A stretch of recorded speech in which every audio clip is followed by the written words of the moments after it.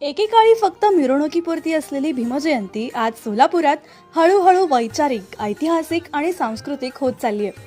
जिथं केवळ सजावट नसायची तर आता विचारांची आरास उभी राहते.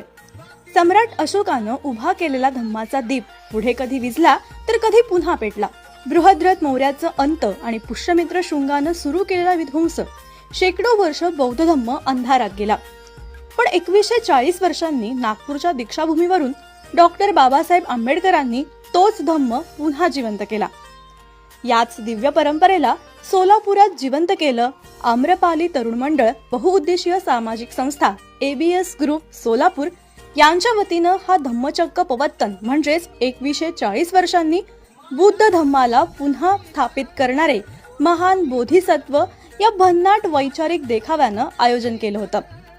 सम्राट अशोक, प्रसेनजित, अजातशत्रू, कनिष्क, धर्मपाल, हर्षवर्धन, बिंबिसार, मिलिंद, देवानपय्य तिस्स, बृहद्रथ मौर्य या महान सम्राटांचं धम्माशी नातं आणि धम्माचा विध्वंस आणि शेवटी बाबासाहेबांचा धम्मस्वीकार, हे सगळं एका सुंदर देखाव्यात मांडण्यात आलं.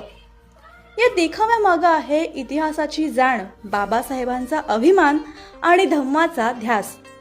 या प्रेरणादायी प्रवासाला सलाम.